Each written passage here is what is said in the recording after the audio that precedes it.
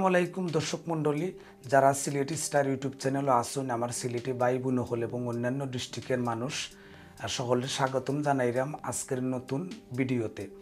যদিও আমি নয়া দামান গান নিয়ে কোনো কথাবার্তা হইবার কোনো ইচ্ছা আসিল না, কিন্তু সালে আহমদ ভাই এবং অন্যান্য তান ফ্রেন্ড হল এবং মাসুম ভাই তারা সহ আমারে তারা ইনবক্স করিয়া অনুরোধ করছেন যে এটা প্রকাশ করার লাগে। কারণ হইল তারা দেখছেন যে আগের ভিডিওর মাঝে আমার ভিউ হয়েছিল এবং মানুষের অনেক রেসপন্স পাইছি, যার কারণে তারা এই কয়েকটা দিন ধইরা আমারে SMS দিয়া এবং মেইন যেটা হইল যে আজ থেকে 60-70 বছর আগে এই গানটা সম্ভবত ইয়ারুন্নেসা খানমে বাংলাদেশ বেতার সিলেট বিভাগ রেডিওর মাঝে তানি গাইছিলা, ওটা টাইন সংগ্রহ করে আমার কাছে পৌঁছাইছেন, কিন্তু আমার কর্মব্যস্ততার কারণে আমি ভিডিও করতাম পারি না, যার কারণে আজকে ভিডিওটা লই আইছি। অবশ্যই আপনারা সারাটা ভিডিও জুড়ে থাকবা এবং আমার কথাগুলি এবং গান যেটা আমার কাছে পৌঁছিছে ইনশাল্লাহ আপনারা গান শোনানোর চেষ্টা করবো এবং এই গানটা শোনাইমু যে আগে কীরকম আছিল। তারপরে আমি কিছু কথাবার্তা হওয়ার চেষ্টা করবো। অবশ্যই প্রত্যেক ভিডিওর মতো এবারও আপনারা লগে থাকবা। আমরা একটু গানটা শোনার পর কিছু কথাবার্তা হইব।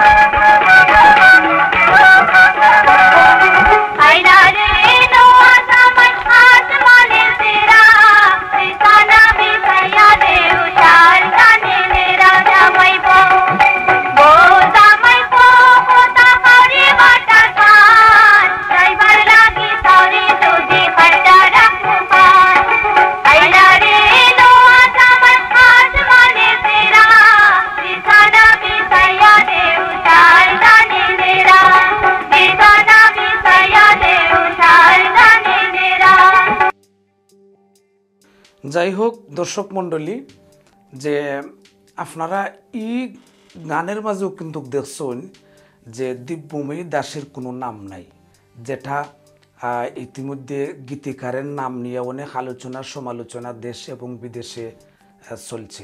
কিন্তু আমরা এটা সত্যটা জানছি যে রামখানাই লাল দাস যখন তাই আলোচনা করুন এই গানটারে লইয়া তাই যখন প্রচার করুন তখনই কিন্তু রামখানাই লাল দাস তাই কইসন যে হয়তো ওই সময় ইনলিস্টেড ছিলেন না দিব্যময়ী দাস রেডিও বেতারে, যার কারণে লিস্টেড না থাকার কারণে তার যে গীতিকারের নামটা এই গানের মাঝে দেওয়া হয়েছিল না বা নামপটটা গাওয়া হয়েছিল না। এটা তারা পরবর্তীতে সংস্কার করছেন। 2004 সালেও আমরা দেখছি যে তান যখন গানটা গাইন একটা অ্যালবামোর মাঝে, তখনই কিন্তু আমরা দেখছি না যে কোনো ধরনের পক্ষে বিপক্ষে কোনো মানুষের কথাবার্তা হইতে। এখন যেহেতু গানটা বাইরা লইল তো কেউ হইরা এটা দিব্যময়ী দাসের নাই, তারা মন গড়া কথাবার্তা হইরা এই ধরনের।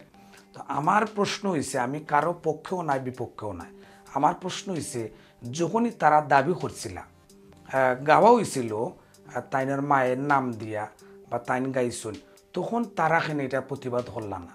এখন রামখানাই লাল দাস নাই, এখন আইয়া বিভিন্নভাবে ফেসবুকের মাঝে লেখালেখি করা, এটা আমি যুক্তিসঙ্গত আমি মনে করলাম না।